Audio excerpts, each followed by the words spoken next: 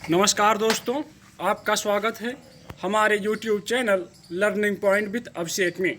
यहाँ आपको मिलता है प्रतिदिन न्यूज़पेपर का 3 से 4 डिक्टेशन। इसलिए अगर आप हमारे चैनल पर पहली बार आए हैं तो चैनल को सब्सक्राइब कीजिए और बेल आइकन प्रेस कीजिए ताकि अगले वीडियो की नोटिफिकेशन आप तक पहुँच सके।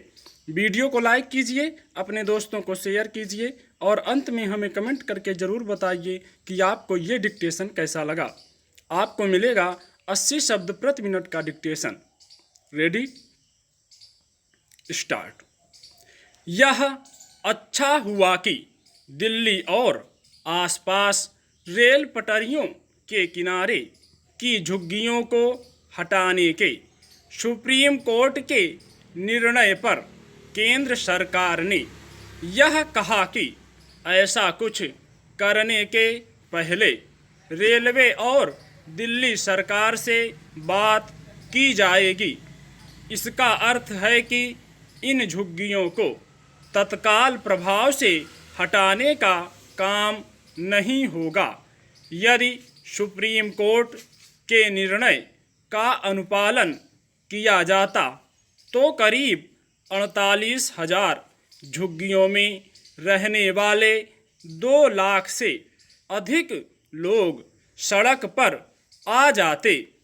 इससे रेलवे की जमीन तो अवैध कब्जे से मुक्त हो जाती, लेकिन कोरोना संकट के बीच एक मानवीय त्रासदी सिर उठा लेती।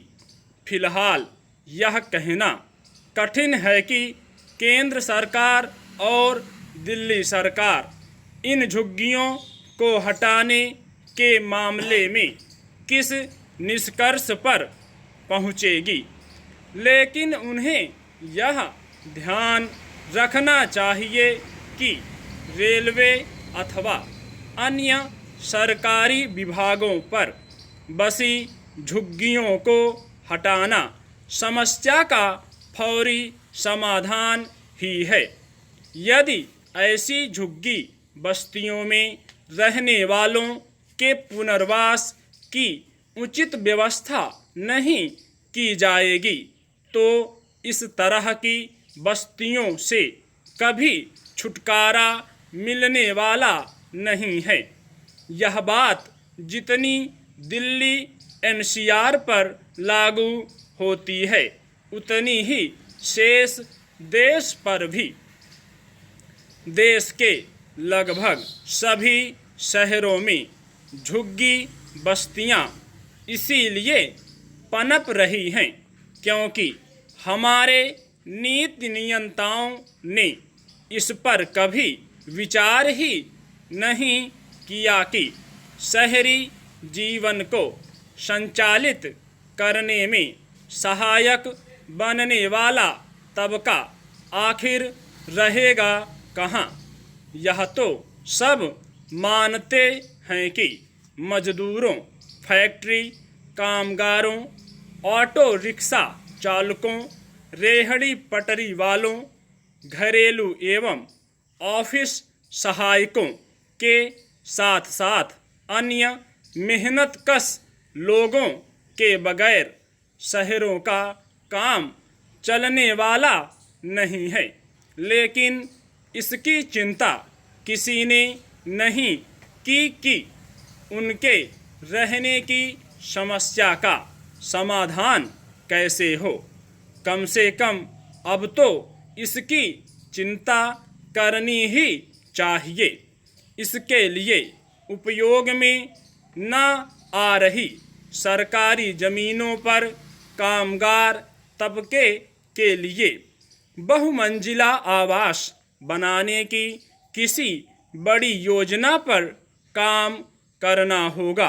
यद्यपि शहरों में ज़मीनों का अभाव है, परंतु यह भी एक सच्चाई है कि विभिन्न सरकारी विभागों, सार्वजनिक उपक्रमों, शोध एवं शिक्षा संस्थानों, अर्धसैनिक बलों के शिविरों और छावनियों के पास सैकड़ों एकड़ ऐसी जमीन है जिसका कोई उपयोग नहीं हो रहा है। इन जमीनों का उपयोग कामगार तबके की आवास समस्या का समाधान करने में आसानी से हो सकता है। चूँकि ये ज़मीनें महंगी हैं, इसलिए उन पर बने घरों को खरीदने की सामर्थ्य कामगार तबके की नहीं होगी। ऐसे में उन्हें किराए पर दिया जाना चाहिए। इससे एक तो ज़मीनों पर मालिकाना हक सरकार का बना रहेगा और दूसरे जैसे जैसे कामगार तबके के लोग समर्थ होते जाएंगे, वे किराए का घर छोड़कर निजी आवास का प्रबंध करना पसंद करेंगे। स्टॉप।